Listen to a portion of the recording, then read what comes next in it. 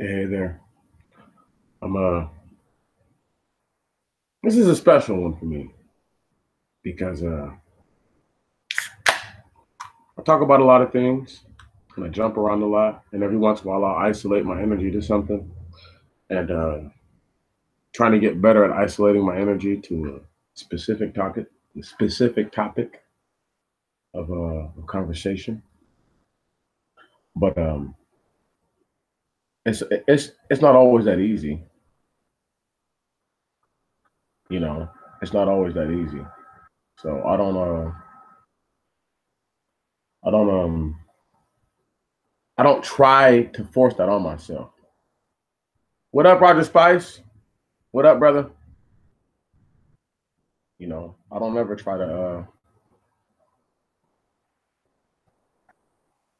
I don't ever try to make it forcing on nobody. I don't try to force this stuff on anybody. And I know that if we take our time, and it's not so much of paying attention as it is doing what we can do. I can't stress that enough.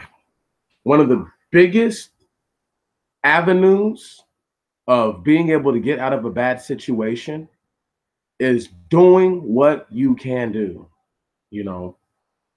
Um a prime example, I had law enforcement come a couple weeks ago, take my firearm and my license. I went to court for it on Tuesday. The pro temp, who's a fill-in judge, more than likely most times pro temp judges are commissioners. Every once in a while, it's a judge who serves in another court who's serving in a different court. A prime example, you might be a superior court judge filling in for a municipal court judge, so you could be a pro temp in that. But that's not normally how it works. Pro temps are normally commissioners from the police force who are trying to become judges.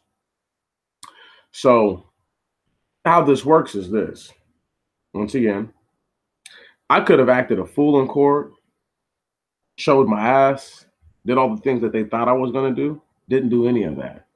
At the one time I felt myself getting angry and even felt myself showing a little bit of the anger, I dialed back in on what's wrong with the environment that I'm in, you know, as opposed to me saying, well, the police officers do this. Everything I focused on was about the environment. So once again, on top of doing what you can do, make sure that you have your energy aligned in the right areas. Um, a lot of times people will have like a past due bills or a payment of some sort that they need to actually make a payment for, and they'll be between, let's say, buying equipment for a child's activities that they've already promised for this child. They might be between paying what are crucial expenses, such as food expenses and their living expenses, i.e., mortgage or rent, however that goes, and their bills.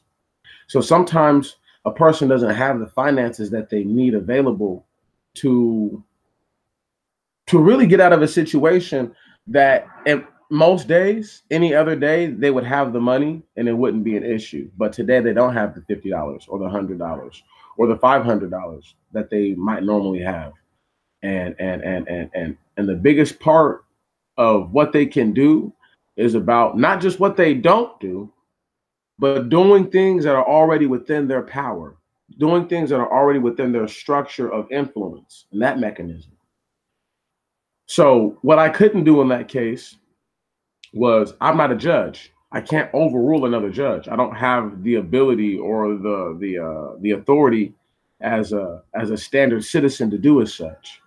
But there are rules that I can follow that says that if a person does something wrong or does something against the the structure of their appointed task, their job, then there's things that you can do to make them be punished. Now, one of the biggest things about also going through confusion is knowing when you can't do anything. I had a little situation happen with these guys from Nigeria on a Friday night, Saturday morning, where I served them two hot dogs, But right before I served him, I had gotten to a small spout with a young black lady who thought that she believed my service towards the lighter skinned people with straight hair was better than that towards the black people. When I say I took that with the highest level of offense, I took that with the highest level of offense. Not only did I give this girl a beef dog, not a pork chicken dog like I give to all the other people, but I was extremely polite to her. So I just kind of felt like she wanted me to be swooning. You know, some dudes be like, "Oh, sister, you's a queen," and I don't do all that. I don't call brothers kings. I hate when dudes call me a king. So anyway, the Nigerians, I served them the two hot dogs. The one guy is off. There's one Nigerian is off talking to the girl who was just going in on me. The other one is dressing as hot dog. So my cart is right in front of me. Then off to the side, there's a table with my condiments on it, then my bread, right? So bam, and then off to the other side, I have like a small barricade, you know, like they have at clubs or whatever, the little ribbon rope that you attach to the other barricade thing or whatever. And and the African dude tells me because I make one dog with onions. He says the next dog don't put as many onions. I said, all right, bro, I got you. So I put like not even half the amount. This guy takes the dog I just put the onions on and wipes the onions on the table. I watched this guy do all of this.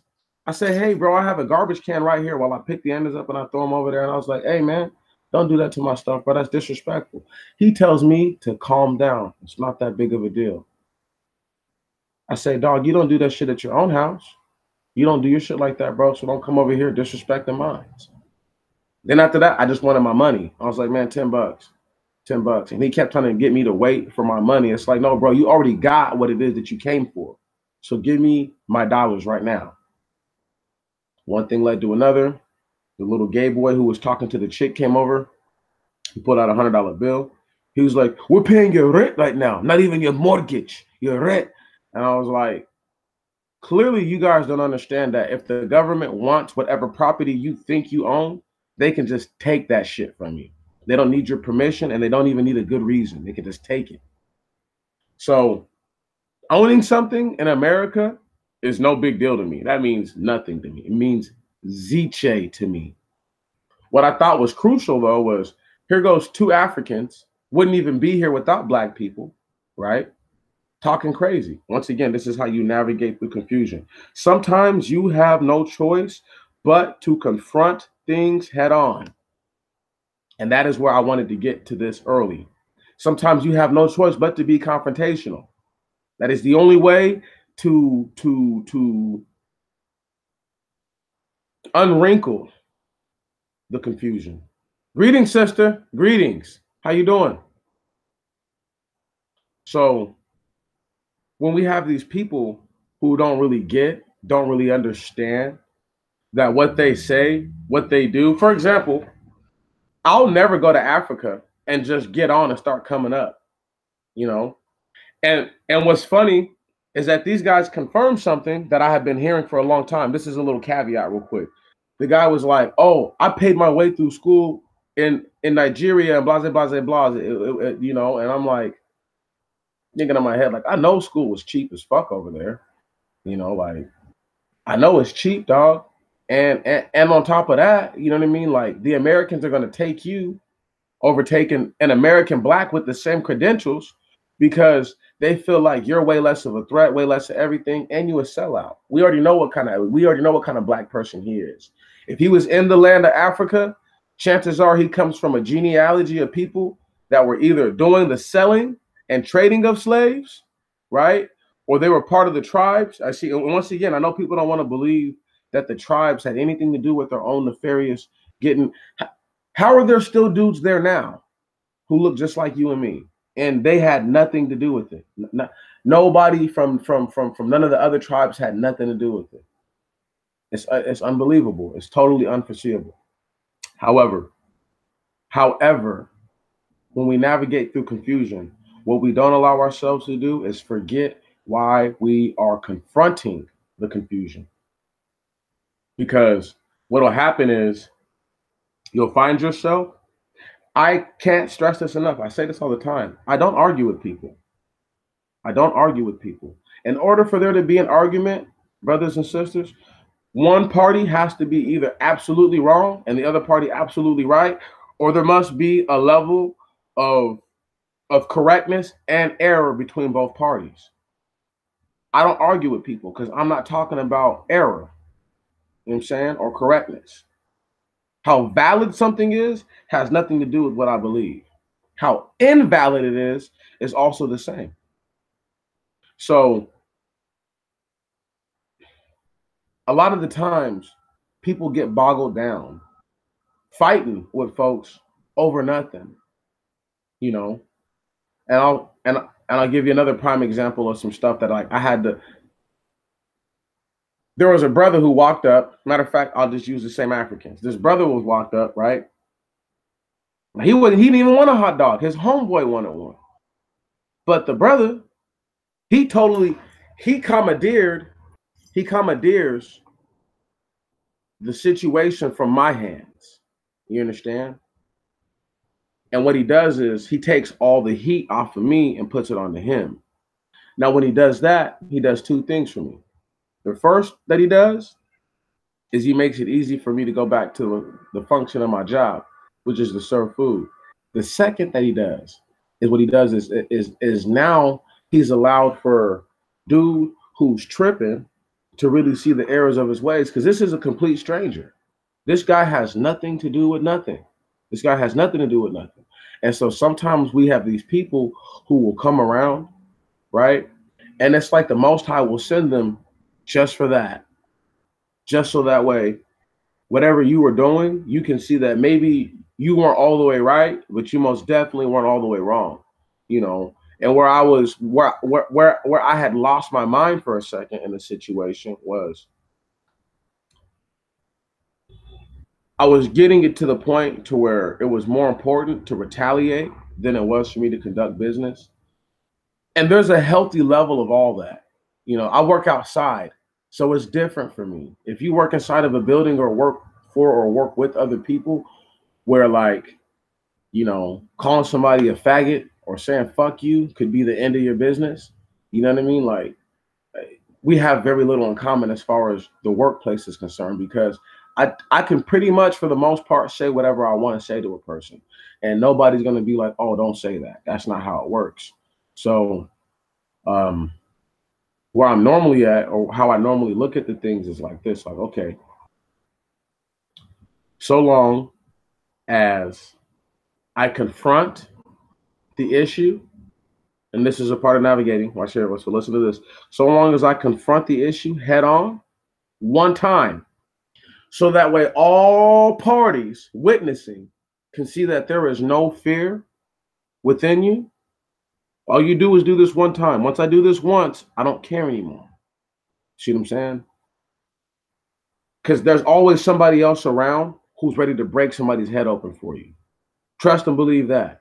Trust and believe that if you do the kind of job that I do, where you serve people food for a living, or you serve people, there's always going to be somebody willing to do harm or to do violence on your behalf, though that might not be what you want or requested. So what I'm saying is this: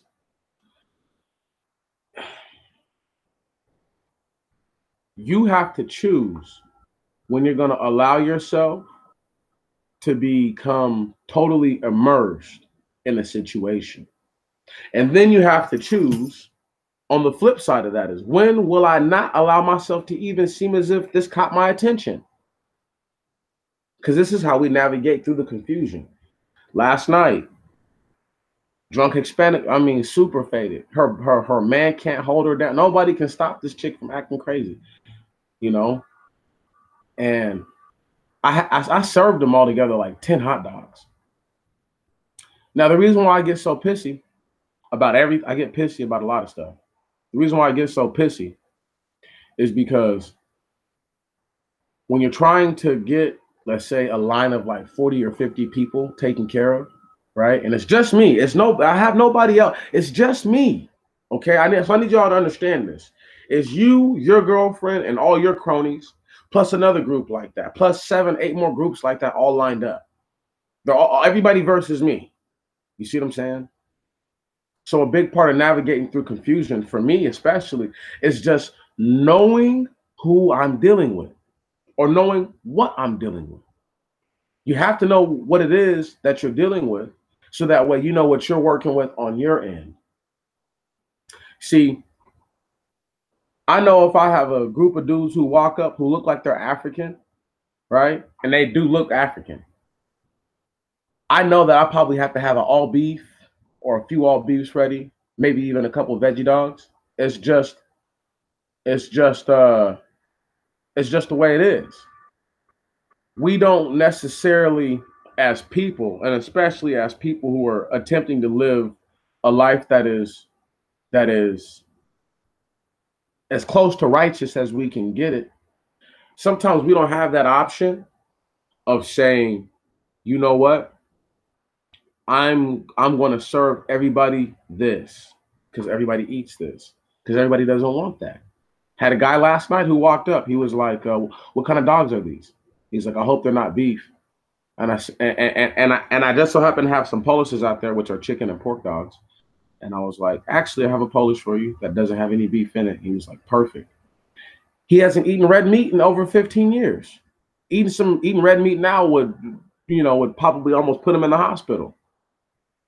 Not that eating pork is good for him, but just understand eating meat, period, is so bad for your body, right? That he understands this. However, I'm gonna get back on track.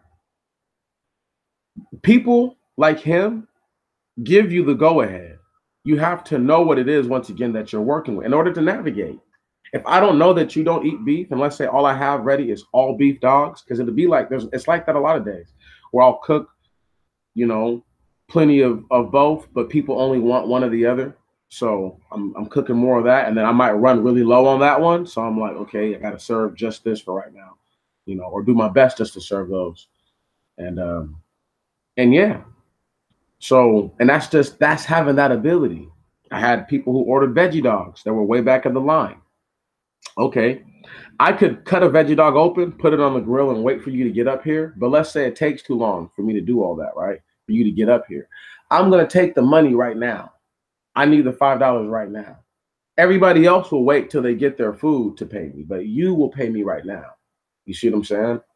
You won't get the $5 back. There's no refund once I take this veggie dog out and cut it open and put it on the. There's no refund for that. That's it. You see what I'm saying? But I have to have that mentality to know that. People have to have the for real correct initiative to come at a situation with the right type of energy. Um, there's a lot of dudes. Like when I say there's a lot of dudes who don't know how to handle pressure. You know, so because they don't know how to handle pressure when it comes to navigating through confusion, they're most definitely not going to do that. You know, um, you don't have to run. I cannot stress that enough. In order to navigate through confusion, you don't have to run, you don't have to walk away, you don't have to tuck tail or do none of that. You don't have to turn the other cheek, none of that. Navigating through confusion is just you seeing a situation and saying, okay, this could potentially come about if I don't go about it and facilitate these things. Seen a little fight on Friday. Like I told y'all, it's gonna get more and more and more hectic, because I'm gonna do less and less and less. There was almost a brawl last night that I had no. When I say I had zero intent of stopping, I had no intent.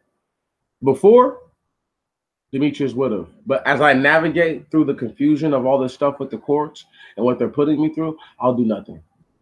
I'll do nothing because my presence is not it's not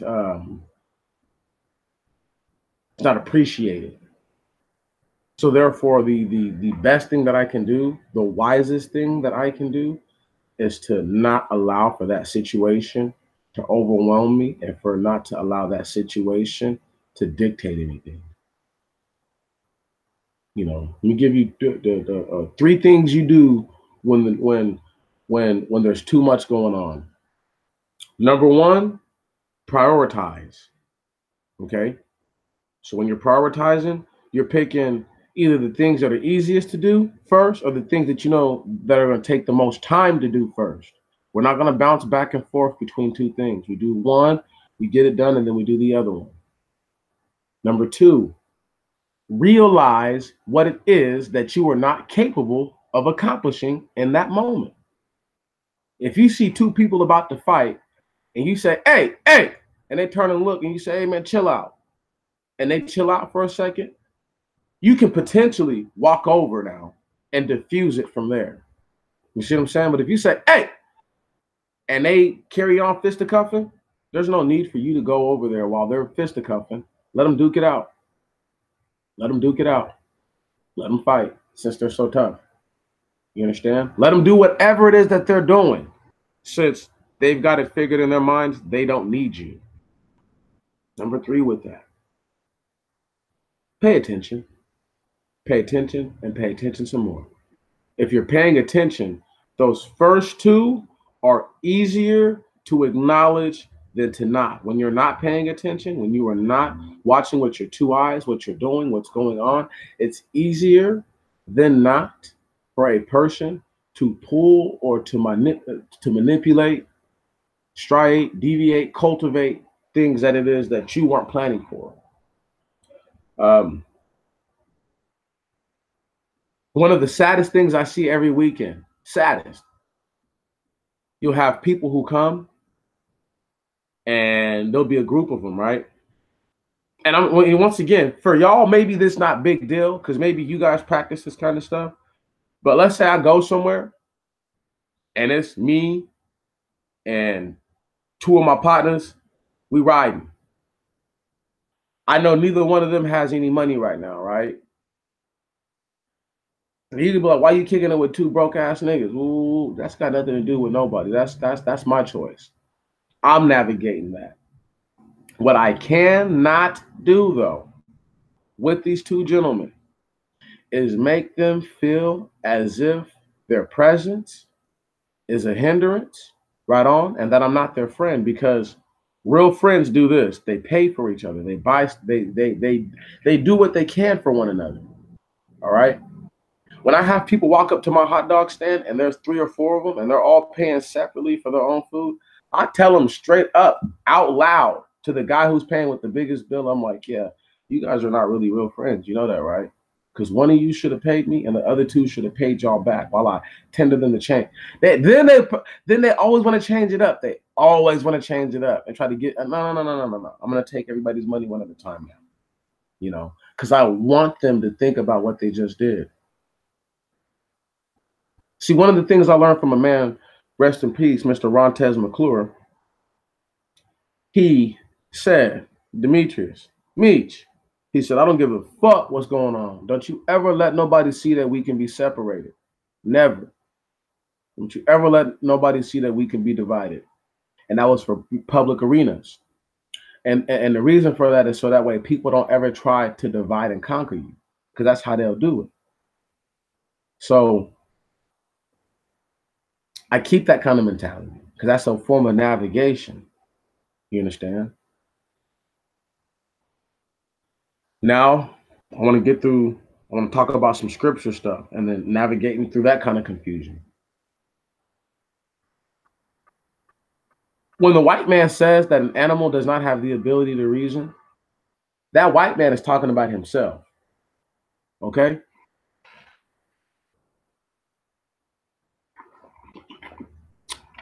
White man ain't talking about the crow. He's not talking about the pigeon or the seagull. He's not talking about none of that. The white man is talking about himself. How I know this? For a fact, number one, they are the closest thing to what are wild beasts. They really are. They're not good at anything. Once again, if your claim to fame is mass destruction, that's not a good thing. You understand that? If your claim to fame is mass destruction, that's not a good thing. Yet, however, they will tell you that the animal cannot reason. Let me ask y'all something. Can you reason right from wrong? Is the Most High going to judge you based on your reasoning, right and wrong? If that's the case, and only if that's the case, why would the Most High tell us in the book of the Genesis, in the chapter of 9, excuse me, that, um, hold on one second. Let me get to the exact verse. So that way y'all know exactly what I'm talking about when it comes to reasoning.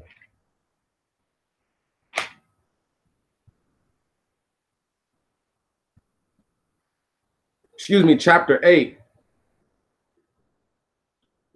No, chapter 9. I was right. Verse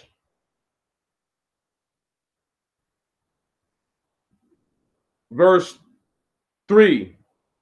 No, I'll start at verse 2. No, I'll start at verse 1. And God blessed Noah and his sons and said to them, increase and multiply and fill the earth and have dominion over it. And the dread and the fear of you shall be upon all the wild beasts of the earth, on all the birds of the sky, and on all things moving upon the earth, and upon all the fishes of the sea. I have placed them under your power, or under your hands. Every reptile which is living shall be to you for meat. I have given all things to you as the green herbs, or herbs of grass. But flesh with blood of life ye shall not eat. For your blood of your lives will I require at the hand of all wild beasts. Stop right there. I'm not going to finish it just yet. For the Most High to say that He will require you, the blood of your life at the hand of all wild beasts. Stop. You know what that means? That means that the wild beasts that are able to kill the man have the ability to reason and know exactly what they're doing. Yes, that's exactly what that means. So there's no way that a man could tell you that an animal cannot reason. If I were to skip forward to the book of the Kings and talk about Balaam and how he rode on an ass and how he went to go do what the Most High told him not to do. Hold on, stop. How the ass 3 times saved Balaam. Now, if the ass couldn't reason, when the Most High opened the ass's mouth, it wouldn't have said anything to Balaam. But it asked him, why have you struck me a 3rd time? Right. And then Balaam says, because you won't go where I want you to. And the donkey said, bruh, there's an angel right there. You understand? Then once Balaam's eyes were open and he could see the angel, he was like, oh, shit. So understand that an animal more than has the ability to reason. They have within their body a living soul. Does the Most High God say, I'm going to hold the water accountable for all the lives it's taken? Does the Most High God say, I'm going to hold accountable the rock that falls on a man's head and kills him? Does the Most High say, I'm going to punish the fire for devouring flesh? No, no, he does not. Because his living soul, the breath of life, are in those things that open their eyes every day and that move around every day.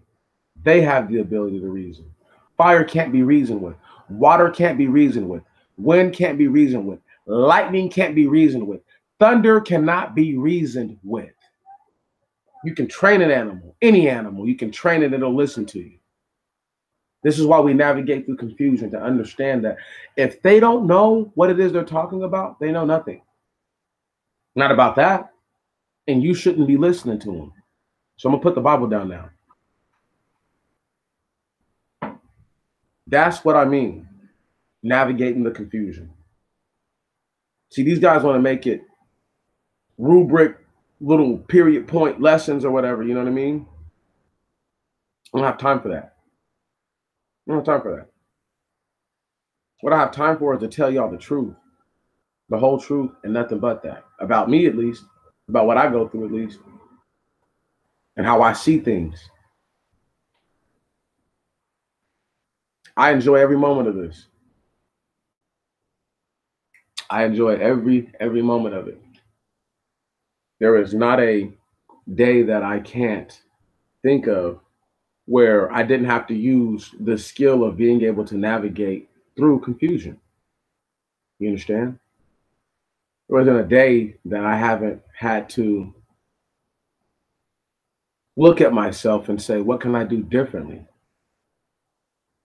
What up, Andre? What up? You know, and so because sometimes we find ourselves in a situation that we're not normally in. Like, I'll give you a bomb ass situation. I was on the bus. This shit is Thursday night, coming home from you know what I'm saying, from the game, from work. And this white lady was on the bus. So okay, so look, let me tell y'all how it was. The bus was full, it was packed. But there were just enough seats for people to sit down in, but it was completely full. The white boy that got on the bus stop after me, I lie, he got on the bus stop with me. But he got on last. And there was this white lady sitting on the seat across from me. And he asked the lady, could he sit there? She had a stanky ass attitude about it. She was like, yeah. So he sits, you know, he squeezes in and sits down. And so at some point, I look over and I notice this dude is crying, right? You know, he wipes his eyes and stuff real quick so that way don't nobody see. But I already seen it. And he must have been sitting there contemplating whatever in his head. And he hits the seat in front of him a little bit, right? He don't all out wail on the seat. I mean, crush it with a vicious power punch. He just hit it out of frustration. Now, before I go any further, is that disrespectful to do when somebody's sitting in front of you? Of course, that's disrespectful. But when you're not thinking about that because you're going through something, I do understand that part too. Okay, so he's sitting there. The white chick says to him, "Why the fuck are you punching that seat? Stop fucking punching that seat." And dude's like, "I'm not even doing nothing." He's like, "Man, I barely touched it." She was like, "The lady in front of you is terrified now." She's just going off, yelling at him. So dude is like, "My fucking bad, man." He said, "You know what, ladies, I apologize. I really, really apologize. I'm so sorry. I won't do it again. And I didn't mean to disturb anyone. I didn't mean to bother anyone." This chick carries the fuck on, steadily carrying on, steadily talking shit. So finally I look over, I said, "Hey, bro." He looks at me. I said, "Hey, man," I said, "You've apologized, dude. You've done the most you can do, bro. At this point, she can kiss your ass." She did not like that at all. See, because women always think that, you know, especially white women, you know, they think that like a black dude is going to be on their team. And it's like, chick, if you only knew how I felt about your people, the last thing you would be believing is that I'm on your team. However, I'm sticking up for the white trash white boy. That's right. That's right. She tried to rile people against him, but I wasn't having none of it. What happens is she's steadily talking shit to this dude. So finally, dude is like, "Man, I'm trying to get the fuck up off the bus right now. We still on the freeway, about to get off the freeway." He's like, "Fuck that. Let me off this bitch now." He's pissed off, right? He's yelling at her. She gets afraid, so she gets up. This Ray Liotta looking motherfucker comes and forces his way into the seat and pretty much shoulder nudges the dude and is like, "You're not going nowhere." That's when I got pissed off for real. Now, did I sock this dude's head off for him? No. I was like, bruh. I was like, that chick was talking to this man all kinds of ways, and you ain't once told her to stop talking to him like that. And I told her several times, you don't need to be speaking to that man like that. That's a grown man. You know what I mean? You're talking to him like you can beat his ass, and I know you can't. You know, and I told her twice, I was like, if he knocks you out right now, I'm not going to say nothing. You know what I mean? When the dude came there and forced his way into the seat, I told him the same thing. I was like, dude, if he takes your head off right now, I'm not saying nothing because you fucking deserve it because you came in there all aggressive. The moment I said that, his aggression left his body. He chilled way the fuck out. You see what I'm saying? Once again, this is part of navigating because he understood, bro, I will watch this guy who was a poor version of you thrash your ass right now. I will watch it happen and I will feel good about it because he didn't deserve that. See what I'm saying? We pull up at the bus depot. They got the cops or a little transit security already there. Bitch ass hoe go try to say that I'm the dude's friend. Why did she do that? Now all the black people that were in the front get off the bus. Not to mention, before this, she gonna tell me to shut the fuck up. And I'm like, look, you don't talk to me like that, because I ain't no slave. You feel me? Slavery's been over for 160 years. You know what I'm saying? Don't talk to me like you own me, like you're running shit. You know what I'm saying? The Mexicans, everybody. I said, look, man, they don't care about niggas, spics, and poor white trash. They don't care about you. You understand? When I went and when I say everybody on the bus was on my side, but the couple of people involved on that, even the ladies who were sitting in front, who had so-called been accosted by this man hitting the seat, were on my side. Everybody was like, it had nothing to do with him. It was the white dude and the military coat. And even when they got off the bus and tried to have me, tried to hem me up, I was like, look, man, this ain't got nothing to do with me. And I was trying to not lose my temper because these dudes aren't real cops. Like, dude, I'll kill one of you niggas, you feel me? And get away with it. You know, like, I have real PTSD on paper. Like, on paper, there's something literally wrong in my head. Like, so it's like threatening me or trying to accost me like that. That's not the smart thing to do, you know, because I'm going to get away with it. Anyway. This is why you got to go hard for your shit. Because the white boy didn't go to jail. I didn't go to jail. But had I not spoke up for him, had he felt like he was all by himself, he might have went all out. And I would not have blamed him. That's why I said something. Because I could see him getting ready to go all out. That's why I was like, bro, chill out. Because he told the one the little Ray Liotta looking motherfucker, he told him straight up. He said, look, dude, whatever, man. And I said, bro, that's the exact attitude you need to have. Whatever, dude. And he just kept telling you, whatever, man, whatever. And I could see him feeling like he wasn't all by himself. He felt better. He felt even better that, wow, it's a black dude of all people. Of all people to stick up for me, to stand up for me, it's a black man. I have nothing to gain by standing up for some white trash white boy. Nothing. Nothing to gain from that. I have nothing to lose by being a good person, but I have nothing to gain by doing that. And that's why you have to navigate the confusion. There was no win in that for me. Nothing. And I just had gotten to some shit 2 weekends before for sticking up for a brother against, you know, real police officers.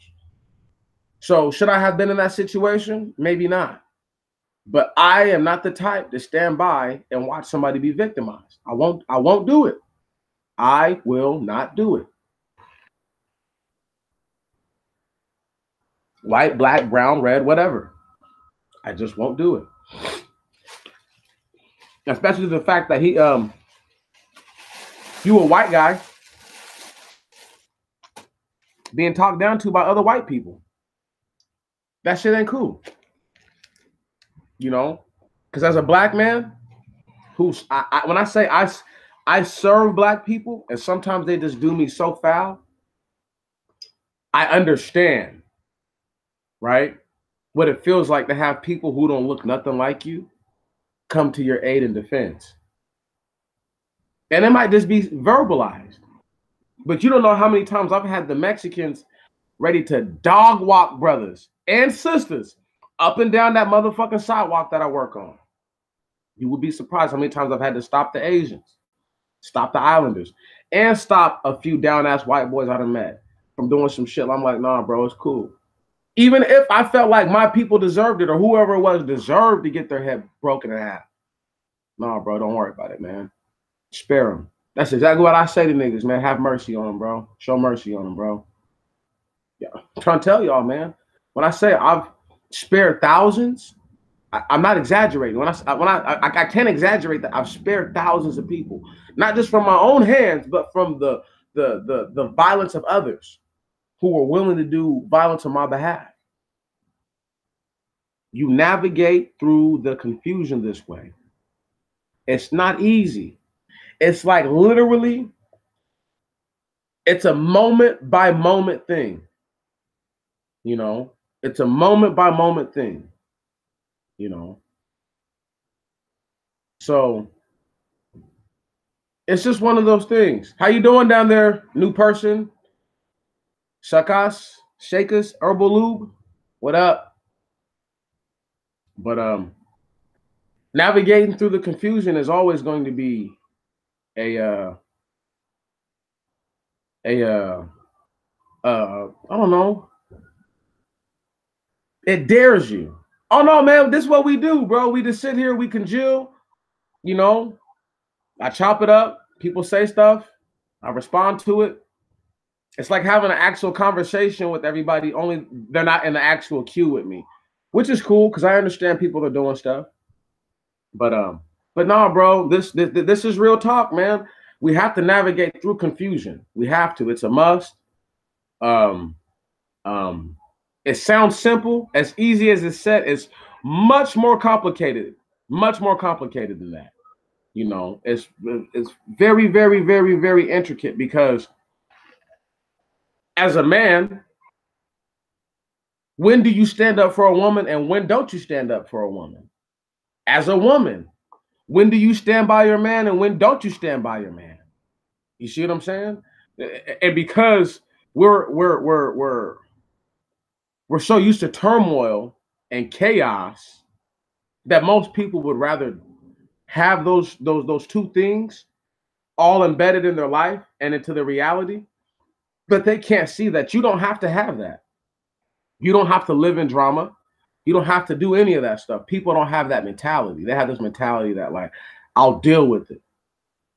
You don't have to deal with it. You can navigate all around that stuff, all through that stuff. A big thing I want to talk to y'all about is this. I made a video last week or during the week, and it's called China Says No to American Garbage. And that right there is probably one of the larger, more in your life catalysts of navigating through the confusion. Because this is listen, as I said in the video, in the garbage video, and 2 days later, the trade war started. 2 days later, it picked up and fired off. I'm telling y'all this. The very moment that they have a foothold and what's it called? Non-American goods. It's gonna change it. Well, see, but that's the whole thing, though, bro. Whores and fornicators have been around forever. They've been around forever. And I'll get back to what I was talking about with China in a second. Whores and fornicators have been around forever. It's just there was a time when they were called the fornicator and a time when they were called the whore. Because they no longer are given this negative catalyst, because they are no longer told that they are not a good person. They don't have to treat themselves like that. In fact, they feel like they're above you, better than you a lot of the times because of these things. We could get upset, or we could look at life and say, there are things that are already written down that have already attested to this, written down thousands of years ago, thousands, before a black man ever knew a white man. Okay? So because that's the case, all I can say is stay away from those that seem to enjoy the nefarious life they live too much. If this dude is always talking about all the chicks he's sleeping with, that's all he cares about, or he about to go sell some dope, re-up, he trying to flood the city, that type of dude. Uh, I mean, there's so many different characters I could bring up right now as far as what it pertains to. I would be wrong to say that the men and women who live that so-called ratchet life are they're not to blame. Their parents are to blame.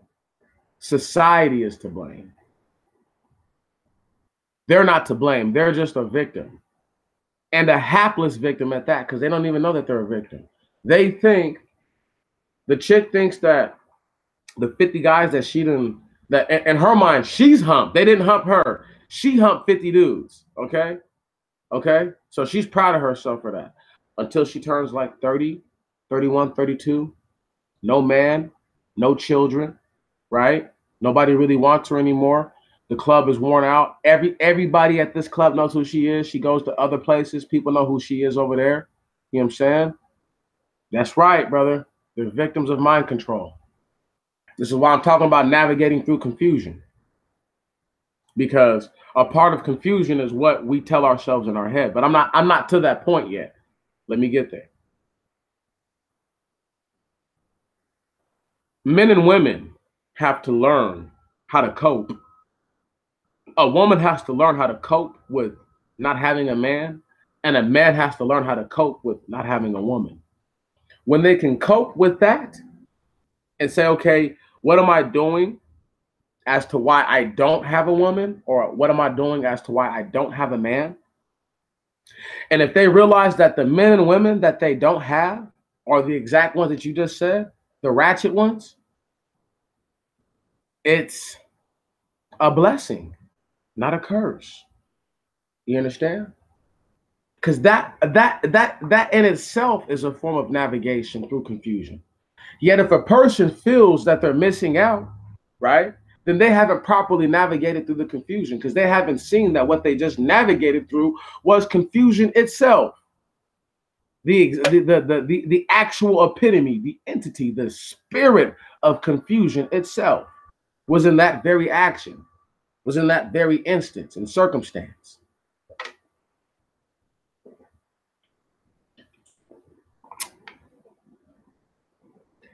It's easy for women to get pregnant and to act like she was never a whore. Easy for that. It's easy for a man to find an ugly woman, give her babies, and act like he was never a whoremonger. It's easy to do.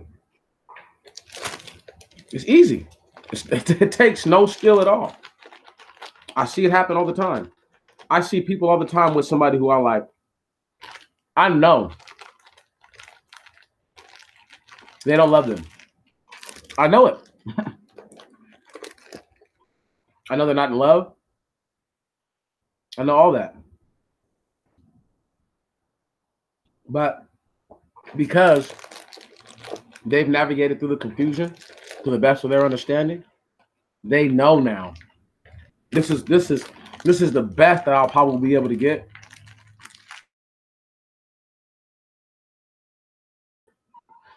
Because in his heart and in his soul, because all he's ever done is chase pretty women. I'm talking about a specific kind of man right now.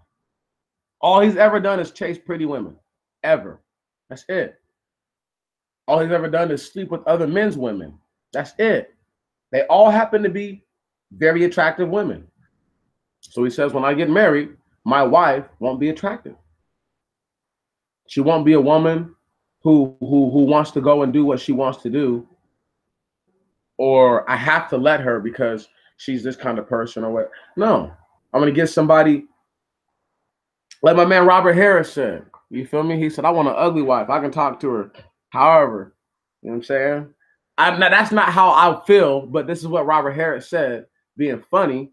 But what he was saying was, he was like, man, you could tell her whatever. You could talk to her however.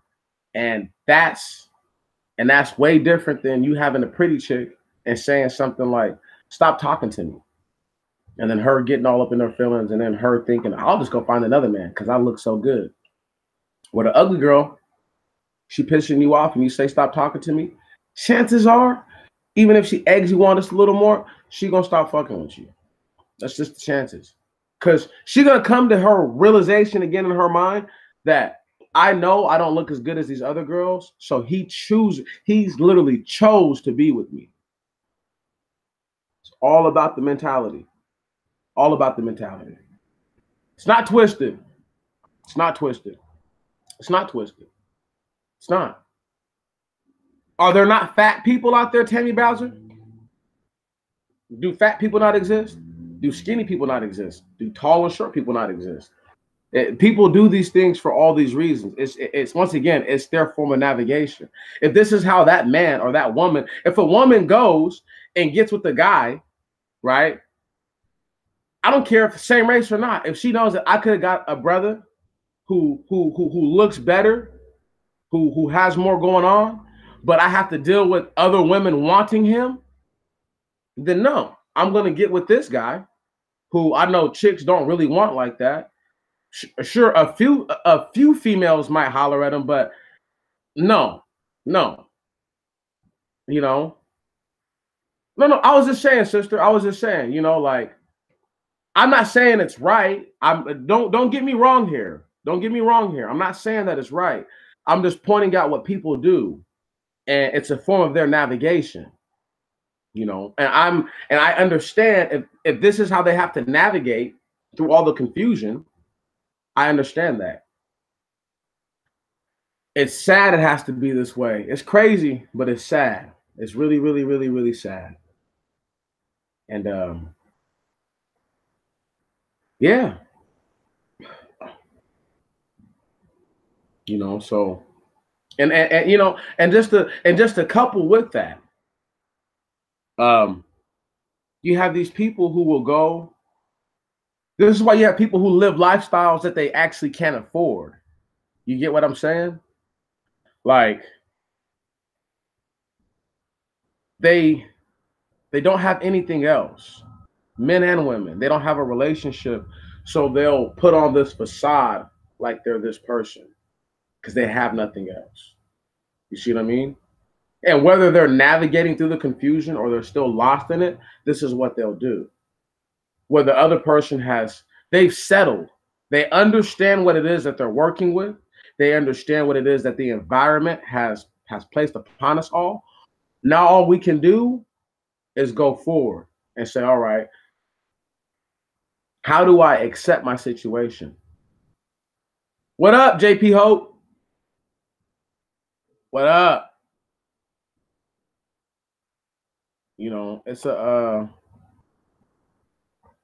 It's funny. As you guys come in, all my people, who are my people, as you guys come in, I'm gonna keep modding you up. I find it so funny that once again, I'm gonna give you guys real life lesson of Demetrius navigating through the confusion. Once I figured out that I could just mod you guys, because I've been to a bunch of different live streams, and everybody else all these guys have moderators, and I'm like, I don't need mods, I don't need moderators, I don't need anybody to kick nobody out. But when I first did it, and people jumped in, and you guys just like kept them all out of the freaking the whole conversation, the whole topic, it showed me that was the best form of navigation for this type of confusion. You see, as opposed to me getting upset and riled up.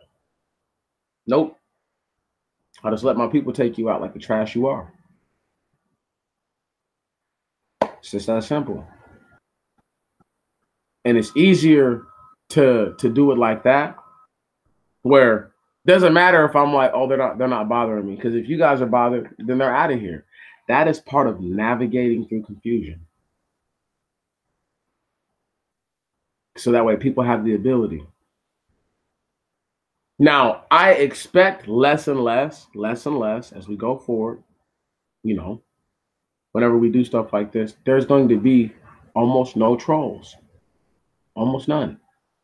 Because they already know, because they've already sent the memo that almost everybody who comes around is a damn moderator. So you can't say anything without getting checked. by a moderator, let alone me saying something to you. You get what I mean? And that's always going to be the blessing.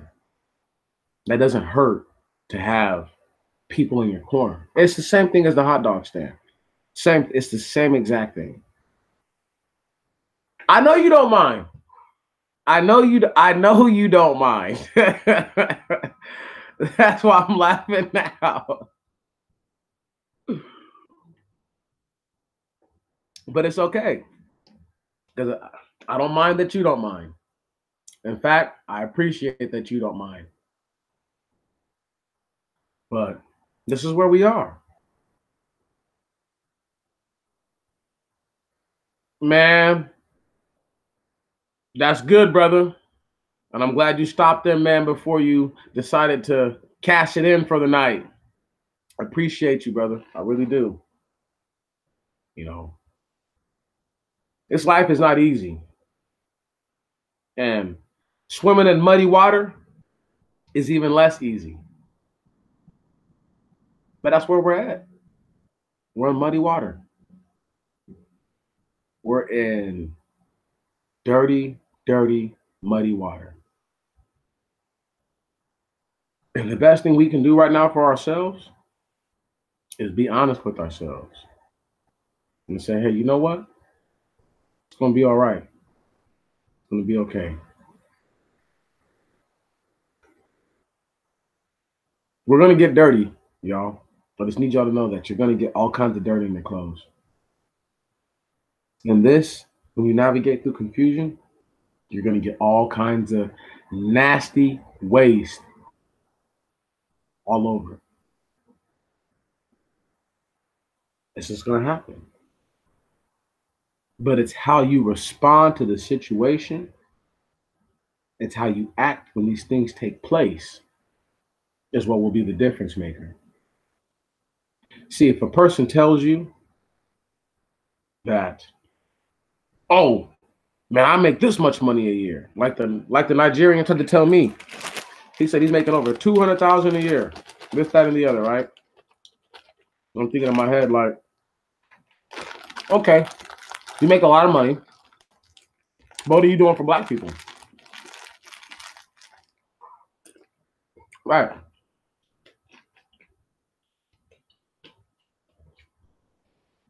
You don't do shit for black people. Yet you're only here because of black people. And now you want me to kiss your ass. No.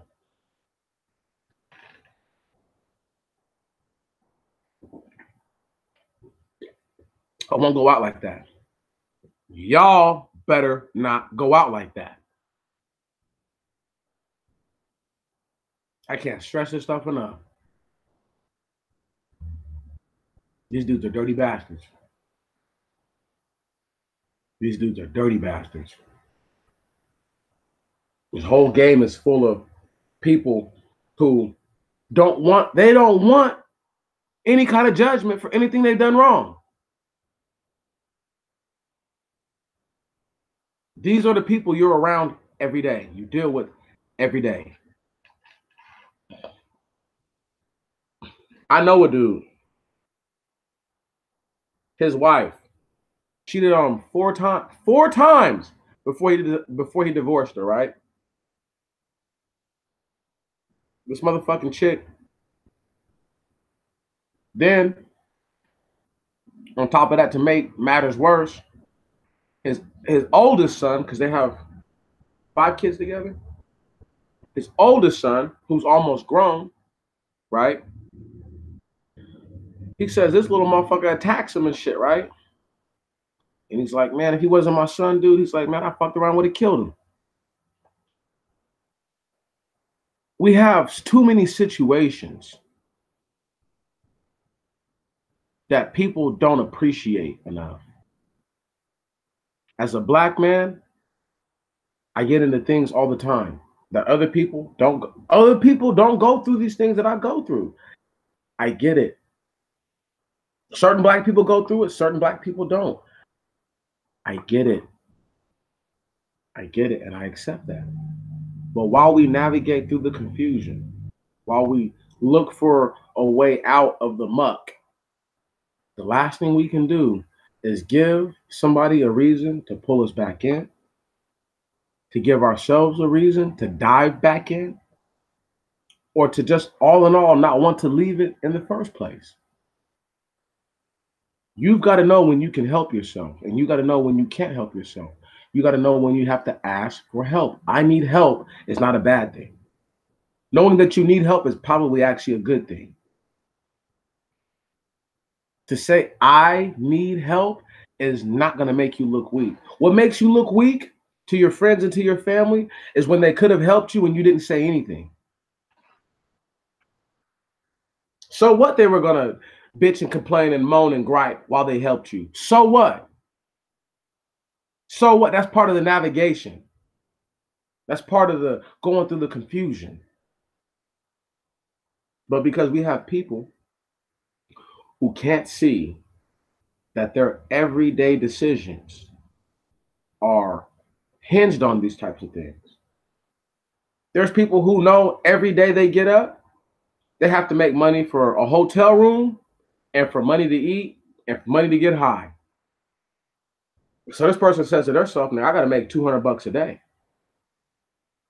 Whether they got to beg $30, whether they got to hustle the other money, whatever they got to do. You understand? They know this. That they're not confused. Can you dig that? There is no confusion in them. None. Because they're navigating. They see what the confusion is and they're navigating through it, by it, from it.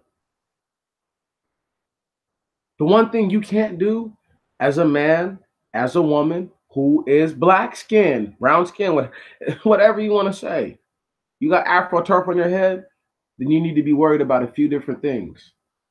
The number one thing you need to be worried about is how groups of people or individuals with great power can affect your life without your permission.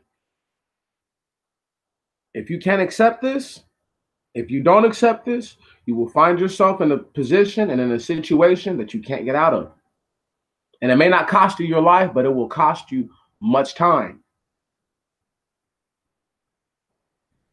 There's too much going on right now. There's too much going on. In my video about China not taking foreign trash no more, foreign garbage, I'm not sure if you guys peeped the part where I said this, all this has to do with the trade war. 2 days later, Donald Trump officially kicks off a trade war. Officially. I knew it was coming. You have all these other guys who are talking about they predicted it, this, that, and the other. They didn't know. Look, when the garbage thing happened, I knew, and I said in the video, the trade war stuff is about to jump off any moment. And what did it do? Bam, like wildfire, jump right on off. You have to be able to, you have to navigate through the situation they're going to place you within. How you doing, sister? Hey. So you have to navigate through it because this is what's going to happen.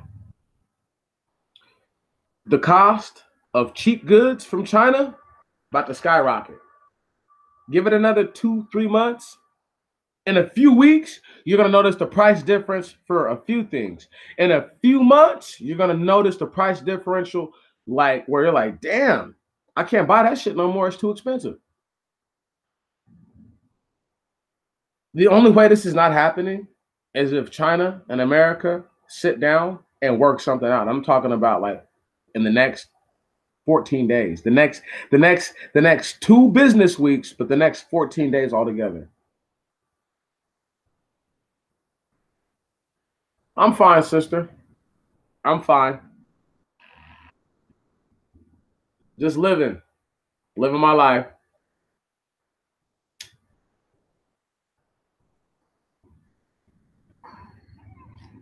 Not one of these haters who's too worried about names and spellings and all that stuff. I'm too happy to see y'all. I'm just having a good old time. Good old time. But what I'm saying about China is this: the goods are going to cost more money. By them not taking trash, um, I'm not sure what you guys pay now for trash services in your state. If you don't live next to a coastal line state, or if you don't live in a Midwestern state that has a good understanding and they have like a landfill somewhere where they can actually like separate the stuff, as bad as China is with pollution, America has 2 years to be almost fully caught up with that level of pollution.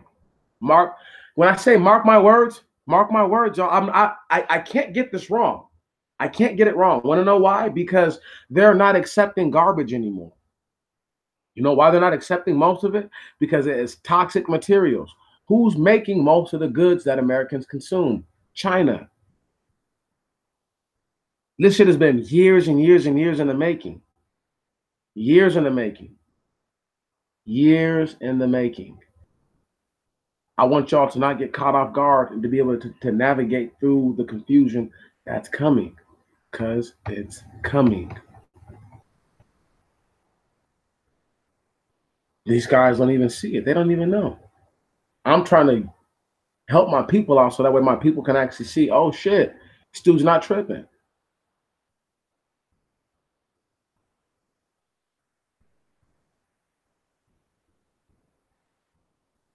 Yeah. No, their air is horrible. Their air is horrible over there. It's horrible. And the Americans have to realize China is far more China's way bigger than America as far as size is concerned and then population is concerned. Way bigger. Do y'all not understand what the implications are? Why do you think I read that about the city that I'm living in particular? Tacoma, Washington. Garbage is about to become a major industry, y'all. It's already a big, I'm talking about it's about to become a super industry in a little bit. Before whatever happens in this country happens, watch the stocks of garbage go up. Watch. Once again, I predicted these kinds of things before, not because I want to. I see what other people say, but I also read information and I can see it myself, and then I can normally understand what's going on. What's about to happen is vicious.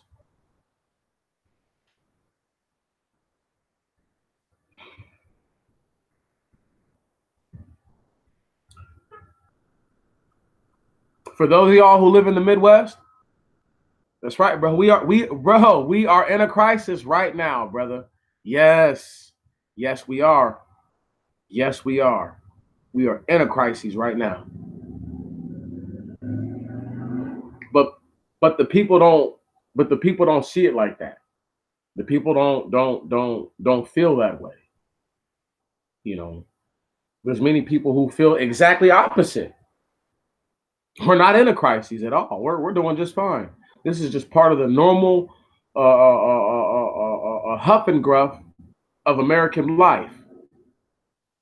They're so stupid. They couldn't be more wrong. They couldn't be more wrong. We are in a crisis. You know what it means when a country tells you that we won't take your trash anymore? You know what that means? They've been taking your garbage for decades. Listen, if y'all didn't watch the video, let me break something down to you. In the city I live in, of Tacoma, in Washington, they were able to make like $118 a ton, $130 a ton off of recyclable goods, right? You know what I mean? 100 something per ton. You're talking about thousands of tons, right? Hundreds of thousands of tons, tens of thousands of tons. So they're making tens of thousands of dollars at a time. Well, they were. It switched on them pretty much overnight. Where you go from making 118, 130 bucks per ton to making $5 per ton? That's a fucking huge difference. Nobody understands. When I read in that article, it said that Tacoma used they use like 94% of the recyclables over again. So that means that other cities in the state aren't getting to reuse the recyclables the way that they probably should or could. That's got nothing to do with Demetrius. The fact that China said that we don't want your stuff no more has nothing to do with Demetrius. What does have something to do with Demetrius, though, is that the cost of recycling and trash could skyrocket in the next 6 months all over the US. People who are already poor and can't afford things like that, they'll just take those facilities from their neighborhoods. Or they'll make it to where you can only have so much trash leaving your household every week. Now, for certain people, that's not a big deal, but for people with large families, that's a huge deal. You're already getting by right now. Changes to the financial landscape are going to be devastating to people. They're going to be devastating. They're not going to be easy for people to just walk through and get over. No. What's crazier than that, Tammy Bowser? What's crazier? I'm going to tell you what the craziest thing is. And once again, I love women. I just think that there's a place and a time for everybody's freaking position. What's crazy? There's at the highest levels of all this stuff where I live in my state, women are in charge of all of it. There's a few guys who hold a few different positions that women just don't want to hold because it probably involves some actual true physical labor. But that's the problem, is that they have these people who don't understand. No offense to the chicks at all, but I know in my state that's the problem. Because I didn't read about other states, but I know here, if they're doing that good for one city, but the person in charge of my city overall of the actual trash management is a man, and it sounds like a brother at that. It's amazing. It's amazing. It is truly amazing, and nobody wants to accept that. Nobody wants to accept that. Nobody wants to accept that. They've let these chicks come in and ruin things that were already established. They haven't been given the trash to that. As long as they've let women be in charge of Washington, is probably as long as they've been selling garbage to China. In 30 years, you're telling me the women in charge never thought to make their own processes here where the garbage was uniform. Okay? We recycle Sprite bottles with Sprite bottles, Sprite cans with Sprite cans, all that. They don't do that. So understand me. Understand me. There can be a chick who's in charge and she can be making more money than whoever, but she's in charge of a catastrophe right now. And it's only going to get worse. It's only going to get worse. It's not going to get better, y'all. Because they're not going to put a man in charge who actually knows, like, okay, it's going to take 7 or 8 months of struggling all across the US to get this right. And everybody's going to have to struggle. No. When you have a freaking... Yes, they are. But they can't help themselves. Because you have dudes who look like me who pat them on the back. Say, oh, it's okay, baby. It's okay. You know what I'm saying? They got, once again, black men are so destructive to so many different things. I love my brothers, but it's like where they could actually hold shit down, they just choose not to sometimes. You know what I mean? My brothers make me sad. Because once again, when I deal with chicks who come to my stand, black women talking shit, do the dudes ever get their woman? No. Because you let her talk to you like that, nigga. You let her talk to you like you ain't shit. So she could talk to any old black man like he ain't shit. That's a fuck boy. That's a fuck boy if I ever met one. And it's those same kind of fuck ass dudes who got these women in position. And they don't have to be black, but understand it's that kind of fuck nigga mentality. And don't nobody want to hear me talking like that, but that's okay. Because I'm going to be honest. I'm going to be truthful. I'm going to tell you what it, once again, these dudes don't want to say that. And this is part of the navigation through this muddy water because it's ugly. It's ugly. It's only going to get uglier. It's not going to get better. It's impossible for it to get better. Literally impossible for it to get better. Only thing that's going to make this stuff better is the creator of all come down here and smash. That's it. Human beings can't fix it. In order for human beings to fix it, they'd have to be willing to kill each other. Too many of these motherfuckers don't want to die. You understand? It's not gonna. It's so therefore the situation will not be fixed. We will probably more than likely die waiting for people to get their minds right. I pray that's not the case. But the way that people act now at a dude who's 27, going on 28 in about 5 months, I always tell myself, like, it's coming. Something bad is coming. But that bad thing might not be what we need to push ourselves to the ultimate level of spiritual bereavement, where people are like, guys who are like, I don't cry ever. Those kind of guys are crying out. You understand? The macho men, so-called macho men. The macho man who need his mama to do everything for him still, right? Or his mama is right about everything. That kind of macho man. That dude, when that dude is crying out, okay, when the chick who's like, I don't need no man, is crying out to the Father, not to some freaking woman deity she's made up in her mind, but the Father. Want to know how I know that God is a man? Want to know how I know that? Want to know how I know that the Most High Creator is a male entity, masculine energy? For one reason only. In this country, we have this phenomena where men go to prison when their fathers are not in the home. It's a phenomena. I said 80%, but I stand corrected. Black Ram corrected me. 85% of the men in prison did not have a father in the home or did not know their father. So I know that the man is the key to a lot of the fuckery and confusion and nonsense and bullshit. I know that. That's why I don't take it easy on dudes. I don't take it easy on chicks ever, never. But there's no need for me to go in on a follower. A real woman is a follower who has good ideas, sometimes great ideas. Those good and great ideas might save her leader and make him look like a better leader, might even make him a better leader. Holy shit. But because we have people who can't even accept their station, won't even accept their position, navigating through any kind of confusion will be impossible for them. They will die. You will die trying to help them. Do not try to help them. Let them die. They're over. They're already done. They are dead people walking. The Messiah, my Messiah said, let the dead bury the dead. They're gone. So forget them and move on with your life.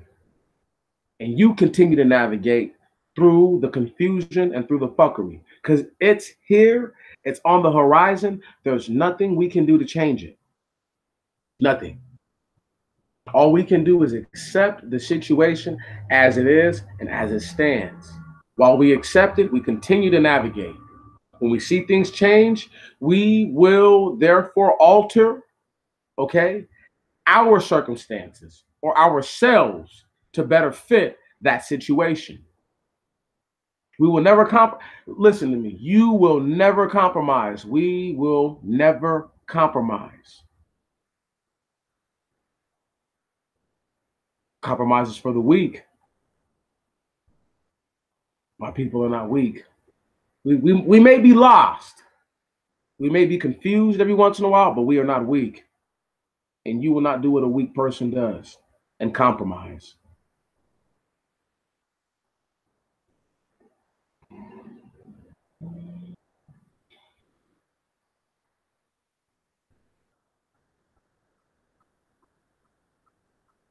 Yeah. No, man, they know their time is short, man. It's coming. It's coming. But until, once again, The macho men and macho women formulate little tears into their eyes that roll down their cheeks continuously and just can't stop and won't stop. And they're like, I'm done. I yield to you, Father. I yield. Just come and get me. Nothing will happen. And you can bet your top, middle, and bottom dollar on that. You can bet everything you got on that. Man, I'm not worried about no spell checker. We don't worry about that. I know what you meant.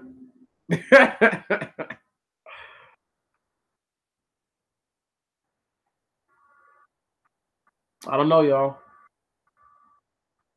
Here we are, doing our thing, navigating through what is a difficult time, a difficult place,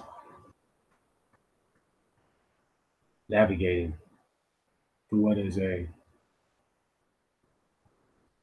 special time and a not so special place. There is nothing special about America other than the fact that it's going down.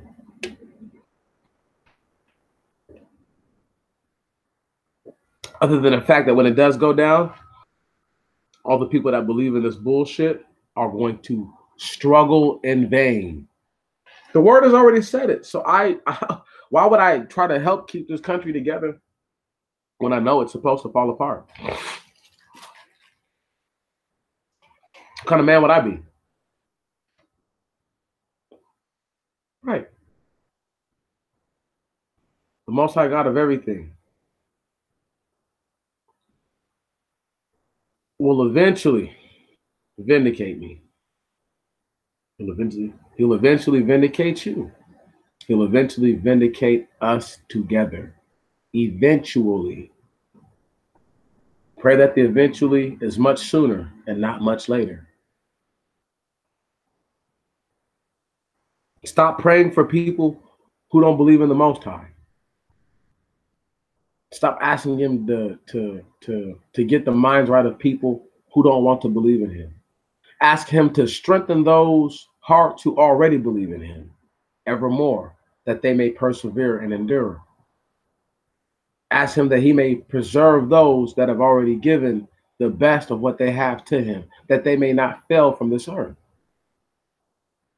That's how we're going to navigate this. You have to change your energy. You have to change your tone to the Most High. Because it's up to you to speak for your ancestors. It's up to you to speak for yourself. See, when I read the book of Ecclesiastes, I read it with a grain of salt. I read the book of Ecclesiastes knowing that King Solomon was a wicked king. I read it knowing that he was unsure of his own fate. That's why the book of wisdom is written the way it is. King Solomon was speaking about himself when he said, the ungodly have reason with themselves, but not aright. You understand? King Solomon wasn't talking about nobody else other than himself.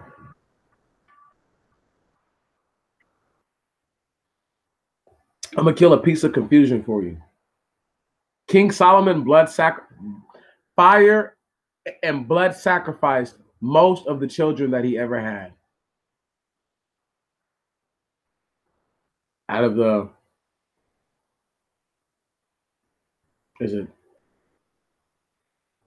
700 wives and 300 concubines, or 300 wives and 7, whatever it is, the 1,000 women that he had access to? I would say outside of the ones that you actually read about, yes, really. Where are those kids at? Where are they at in the Book of the Kings? I want you to understand. Solomon only, it doesn't dictate that Solomon had children with other nations that we don't know about. They were 7 named nations, if I'm not mistaken. the Amorite, the Kittite, the Ammonite, the Moabite, the Assyrian, the Egyptian, and there's one more. There's 7 of them. Who's that last one? Who's that last one, y'all? Idumeans. That's all 7 of them. So they would have to have been from one of those nations to have been claiming not just Davidic lineage, but royal lineage, period. You couldn't have been from another bloodline outside of that claiming that. They're not specified within scripture, so I won't acknowledge that. Did you just hear me? They're not specified within scripture, so I won't acknowledge anything other than what's written in that book. Anything else is wishful thinking. Anything else is wishful thinking. Solomon burnt most of those babies to fucking death. You might have a hard time believing that, but why did the Most High appear? The Lord appeared to, excuse me, not the Most High, but the Lord, so the Messiah more than likely, appeared to Solomon twice, telling him not to go after other gods, right on? Nor to fear them, nor sacrifice to them. Come on, dude. Come on, y'all. What do you think Solomon was doing? He wasn't blood sacrificing his fucking kids? Please, that he wasn't supposed to have in the first place? Right. You need to get with there's a level of logic you got to have. Yes. Solomon was super wicked. This is why I don't talk about him. When do I kiss Solomon's ass? When am I like, oh, King Solomon, oh. No, I always say he's a piece of shit.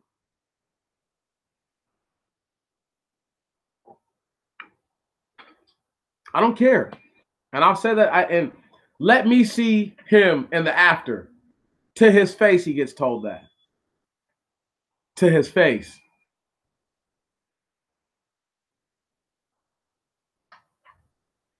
That's the difference. Navigating through confusion. You have to understand that Solomon's a wicked man, so that way when you read his words, you navigate through his words, understanding he was a wicked man. Years ago, I asked if wisdom and wickedness were the same thing, or if they knew each other, if they lived together in the same vicinity. I believe more so now than ever that the two are sisters.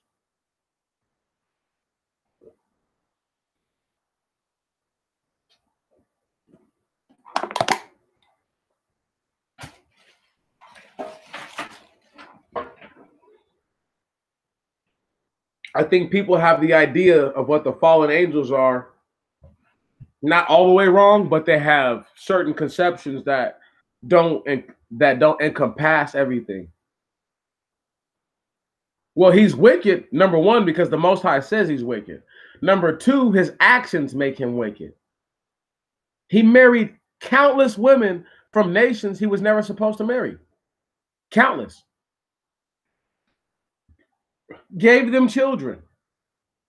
Now, you do understand the charge that Moses gave the people, right, sister? Moses said that if you go into the people of the land or let them come into you, you will go a-whoring. You will go a-whoring after their gods. So what did Solomon do? He went a-whoring after other gods. Man, how do you serve those other gods? By doing what everybody else does to those gods to appease them.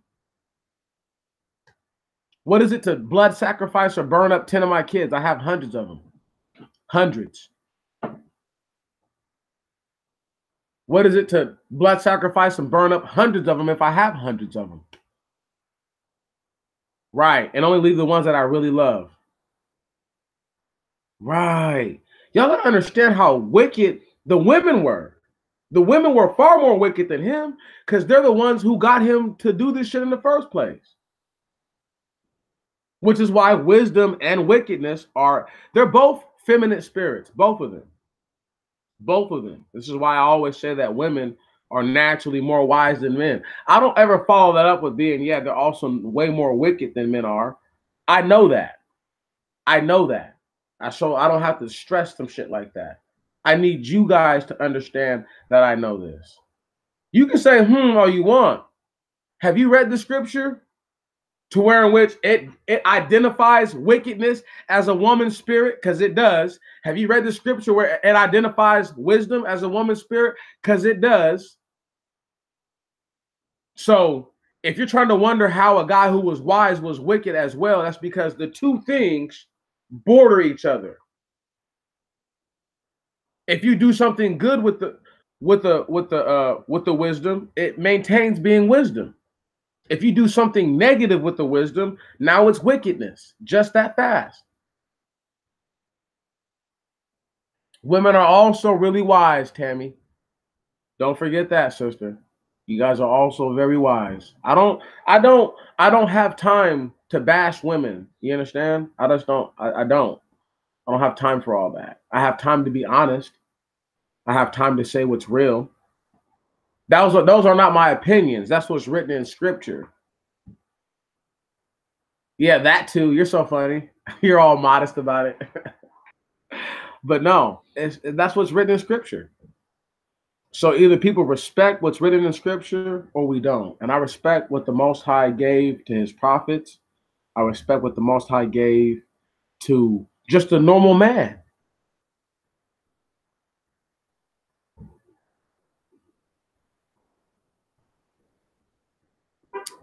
And I will say this, sister, because you tried to make them wicked first, and I don't like that. I will always say that a woman is wise before she's wicked. You don't start off wicked. You can say all you want, sister. It changes nothing. It doesn't change that wickedness is a woman's spirit. Doesn't change that wisdom is a woman's spirit. Doesn't change. This is why we navigate the confusion. Because it's confusion. King Solomon was not a good dude. I cannot stress this enough. King Solomon was not a good dude. He might have had a couple of moments, but I could read a few moments that even King Ahab had, or King Achab.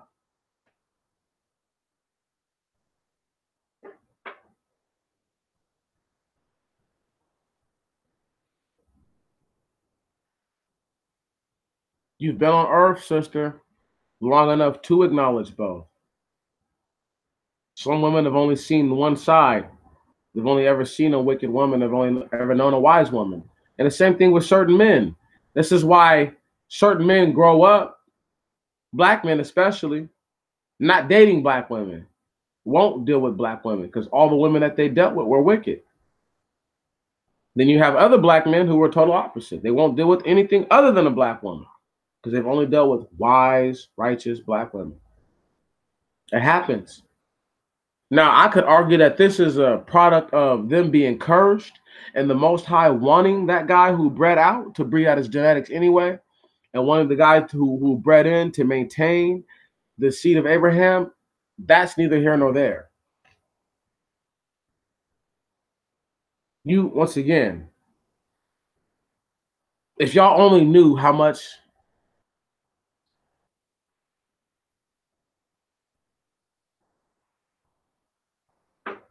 I'm talking about wickedness, though, not iniquity, sister. Iniquity and wickedness are not the same.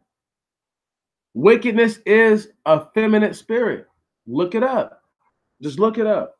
Just look it up. I can't think of what verses right now, but it identifies wickedness as a woman.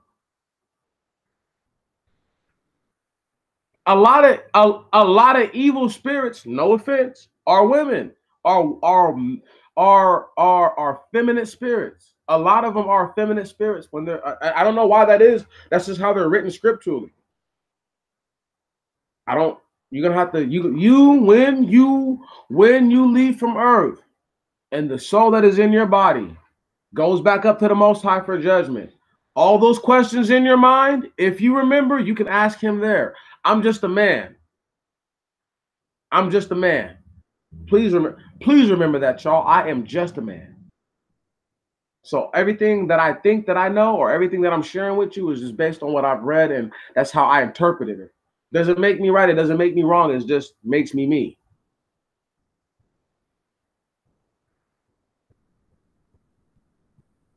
Femininity is an is an underrated tone when speaking in the Bible, because a lot of dudes speak from this masculine point of view.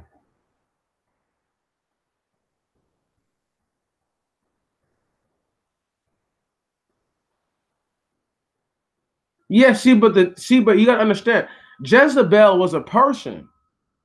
I have to, I was gonna do a video about this because I did it a long time ago, like over 2 years ago. I did this video, talking about Jezebel and her father Jet the Ball, and how they praise Baal, Ball or whatever, or Bell.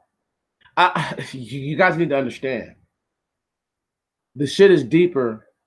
It's so deep. It's so deep. Anyhow, check this out. Before I get done with all this, before I get ready to call it, done data, this is what I'm gonna say. There needs to be a level of honesty with self. You will not navigate through confusion. I didn't say that you didn't know she was a person. I'm saying that the spirit within her, I wouldn't call it a Jezebel spirit. It was just who she was as a person, and she just so happened to be in position to do dumb shit. You do know that she was a Sidonian, right? See, this is the craziest part. She's a Sidonian. Sidon is is um is a child of Canaan or Canaan, the Sidonians. If people only understood the impact of Noah's children being triplets, the story of the Bible would seem a lot different to them. It's not the same story to me. It's a very different story. I won't say that her lineage was bad, so much as so that when the fallen came here, their influence was just that powerful. We can't forget about the fallen. If we forget about the fallen or make them not important, we pretty much make it to where what the fallen did, they didn't do. So we must acknowledge that it's the fallen that we're talking bad about.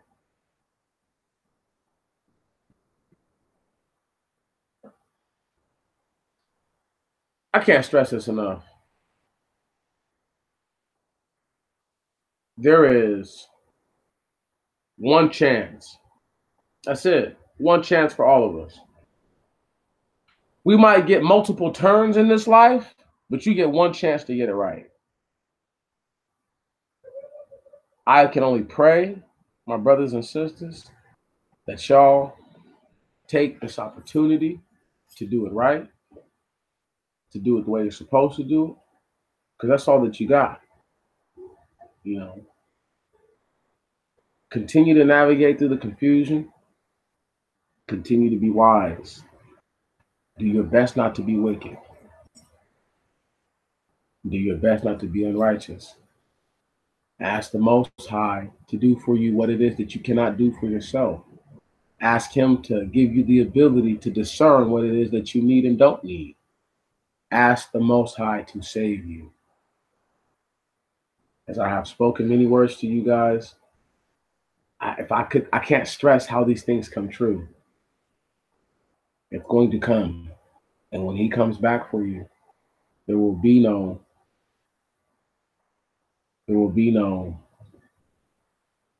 chance to get it right. I know that the fallen interbred, sister. I understand this. This is something I talk about quite often. I talk about it probably more than anyone else does.